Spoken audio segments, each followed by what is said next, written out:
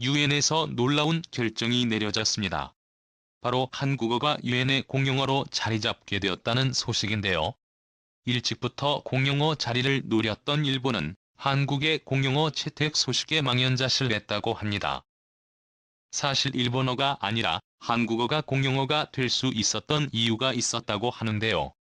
대체 그 이유는 무엇이며 현재 세계에서 한국어가 차지하는 놀라운 위상에 대해 지금부터 자세하게 설명해 드리겠습니다. 사랑합니다. 대한민국 대통령님 감사합니다. 2014년 하마 준주례 국제전기통신연합 사무총장은 부산 백스코에서 열린 개막식에서 한국어로 인사를 건넸는데요. 당시 또래 사무총장의 발언은 이례적이라고 할 정도로 파격적이었습니다. 유엔은 규정에 따라 영어, 프랑스어, 중국어, 스페인어, 러시아어, 아랍어 등 6개 언어를 공용어로 사용하고 있습니다. 문서와 발표를 6개 언어로 제한하고 있는데 이 관례를 깨뜨린 것이죠. 그때 당시만 하더라도 한국어가 국제 무대에서 공용어로 쓰인다는 것은 상상할 수 없던 시절이었습니다. 유엔 내부에서도 또래 총장의 행동에 대해 다소 지나치다는 의견이 나올 정도였죠. 하지만 2012년 들어서 한국어의 위상은 2014년에 비해 달라졌습니다. 한국어가 유엔 공식 행사에 쓰여도 전혀 이상하지 않은 상황이죠. 작년 유엔 총회에 참석한 문재인 대통령은 한국어로 연설을 하며 한반도 평화를 위한 종전선언을 언급했습니다. 그러나 시기에 한류 열풍이 전 세계를 뒤덮으며 한국의 위상이 남다르게 바뀐 것을 시사하는 장면이라 할 수 있었죠. 전 세계적으로 한국어에 대한 관심이 늘어나고 사용 인구도 늘어나면서 유엔에서 한국어를 공용어로 채택해야 한다는 의견이 등장했습니다. 현재 공용어로 채택된 언어 비중을 따져봤을 때 아시아 언어는 중국어 단 하나로 다른 언어들은 유럽에서 사용되는 언어입니다. 공용어라고 하지만 지극히 유럽 중심의 공용어라는 것을 볼 수 있죠. 유엔에서도 이러한 점을 지적해 아시아 쪽에서 공용어를 추가로 선정해야 한다는 의견이 있었습니다. 한국어는 중요한 후보에 올랐었죠. 과거 2007년 세계지식재산권기구 총회에서 한국어가 국제특허협력조약 국제공개 언어로 채택되기도 했습니다. 2009년에는 유엔 공용어의 문제를 주제로 한 토론회에서 한국어가 유엔 공용어로 채택될 수 있게 해야 한다는 발언이 나왔지만 현실성 없는 제안이라는 소리까지 들어야 했었는데요. 시간이 지나서 한국어 사용자가 급속도로 늘자 유엔은 한국어의 위상을 생각해 공용어로 한국어를 포함해야 한다고 주장했죠. 이에 유엔이 임시총회에서 한국어 사용에 대해 회원국들이 모여 의가결.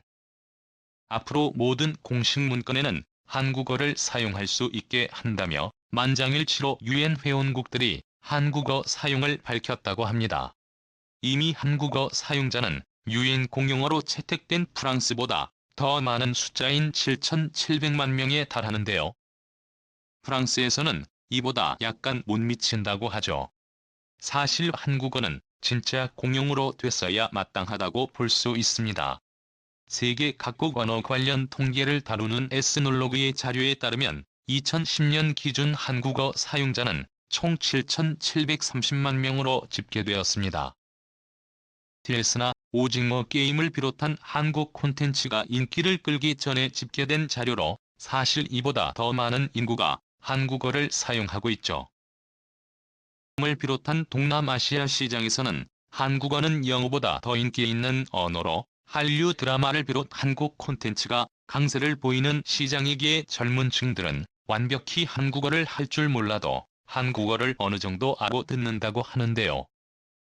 삼성전자를 비롯한 한국 기업들이 동남아시아에 진출하면서 한국 기업에 취직하고자 하는 이들이 늘었고 한국어 수요도 덩달아 폭증했다고 합니다. 여러 요인이 맞물려서 한국어를 배우고자 하는 이들이 한국어를 가르치는 선생님들보다 더 많아 공급 부족 현상을 겪는다고 하죠. 심지어 베트남 현지 가수가 베트남어로 발매한 가사에 한국어를 사용해 인기를 끈 일도 있었습니다. 비의 남편이라는 가수가 안녕이라는 발라드를 발표했는데요. 한국식 정통 발라드를 떠올리게 하는 음원은 현지에서 높은 성적을 거두었다고 합니다. K-팝 유행을 이끌고 전 세계 문화 콘텐츠 산업의 중심이라 할 수 있는 미국도 한국어 배우기에 여념이 없습니다. 특히 비틀스 팬클럽인 아미들은 한국어를 따로 배울 정도로 한국어 습득에 열의를 보일 정도인데요. 팬들만 배우던 와중에 미국 전역으로 한국어의 인기가 폭발하게 된 사건이 일어납니다. 또 오징어 게임이 그 주인공인데요. 작년 안에 넷플릭스를 통해 방영된 한국 드라마가 전 세계를 강타했고 미국은 작년 한 해를 오징어 게임의 해라고 불릴 정도로 이 드라마에 푹 빠졌습니다. 미국은 물론이고 프랑스, 러시아, 인도 등 전 세계 콘텐츠 순위 1위를 차지하며 드라마에 나온 대사를 그대로 따라오는 일이 생길 정도였죠. 특히나 자막 없이 드라마를 보고 싶어하는 이들이 늘면서 한국어를 배우려는 이들이 폭증했다고 합니다. 글로벌 온라인 언어 학습 플랫폼인 고든 2011년 보고서에서 한국어를 배우려는 사람이 2020년 대비 76트 상승했다고 발표할 정도였습니다. 한국학을 배우려는 이들도 늘어났습니다. 미국 명문대에서 한국과 교수직 설치 사업을 추진하며 교수를 모시려고 하는 등 한국을 배우고자 하는 학생들의 수요를 잡기 위해 학과를 신설하는 모습을 보였죠. UC 버클리나 하버드, 펜실베이니아대들이 대표적인 학교입니다. 유럽에서도 한국의 인기는 상상을 초월합니다. 영국 옥스퍼드 대학교 출판부가 옥스퍼드 영어 사전에 한국어에서 비롯된 단어 16개를 작년 한 해에 등재하면서 한국 콘텐츠의 영향력을 실감할 수 있었는데요. 한류에서부터 치맥 등 한국에서 사줄 수 있는 단어가 등재됐으며 흔히 한국에서 자주 쓰이는 대박과 같은 표현도 기재되어 피상적으로 한국어를 등재한 것이 아니라는 것을 잘 알 수 있었습니다. 유럽에서도 BTS는 놀라운 인기를 기록하고 있는 보이밴드인데요. BT의 소속사인 라이브가 현대를 위해 한국어 교재를 출판하자 순식간에 매진 행렬을 기록. 이 책에 나온 한국어를 공부해 인증하는 일이 SNS에서 화제를 끌며 한국어 단어가 SNS를 점령하는 기현상이 일어났죠. 이번에 전 세계 세종학당은 한국어의 인기에 힘입어 연일 매진 행렬을 기록하고 있죠. 이집트의 경우 세종학당이 수용할 수 있는 최대 인원이 120명이지만 대기자 수는 2,800명을 기록할 정도로 인기입니다. 터키의 경우도 230명 정원에 2,500명이 대기를 하고 있고 러시아 세종학당에서도 한국어를 배우기 위해 밤을 새서 대기줄에 있을 정도라고 합니다. 야말로 수요에 비해 공급이 못 따라가는 현실이죠. 세종학당에서 현지인들을 대상으로 한국어를 이는 30지강 사는 외국에서 한국어가 인기인 이유는 배우기 쉽다는 점도 있다는 것을 강조했는데요. 다른 언어와 달리 일주일 정도면 읽고 쓰기가 가능하고 학습하기 쉬운 콘텐츠들이 널려 있기에 배우기도 좋다는 장점이 있는 것이죠. 인도에서는 한국어를 제2국어로 채택하는 모습을 보였는데요. 국어를 제2국어에서 제외하고 한국어를 배우도록 정부에서 권유할 정도로 한국어는 남다른 인기를 자랑하며 저변을 늘리고 있습니다.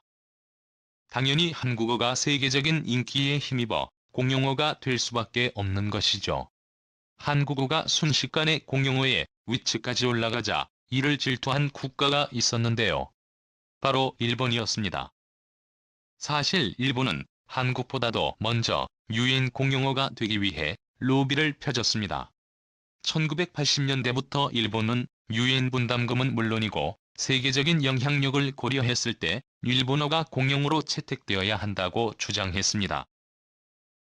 유엔은 일본의 제안을 단칼에 거절했는데요. 일본어가 가진 한계 때문이었습니다.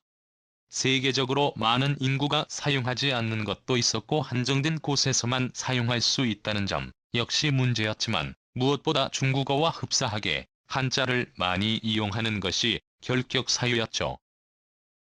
과 유사점이 많아 채택하기 곤란한 것이었습니다. 일본은 그럼에도 불구하고 로비를 통해 지속적으로 일본어를 공용어로 채택하기 위해 노력했지만 번번이 거절당했습니다. 자신들보다 뒤늦게 공용어 추진을 했음에도 불구하고 일본보다 먼저 공용어 지위에 오른 한국에 대해 일본은 분노할 수밖에 없었습니다. 한국어는 세종대왕이 창제한 언어로 과학적이면서도 쉽게 배울 수 있는 언어이기에 많은 학자들에 의해 그 우수성을 인정받았습니다. 특히 이번 공용어 선정에도 한자 기반이 아닌 언어이기 때문에 일본과는 다르게 채택될 수 있었던 것이라 보입니다. 세종대왕님이 만든 한글의 우수성에 다시 한번 감탄하지 않을 수가 없죠. 앞으로 한국어가 영어만큼 세계에서 널리 통용되는 언어로 발돋움하길 바라며 전 세계의 모든 이들이 한국어를 능숙하게 사용하는 날이 오길 바라겠습니다. 시청해 주셔서 감사합니다.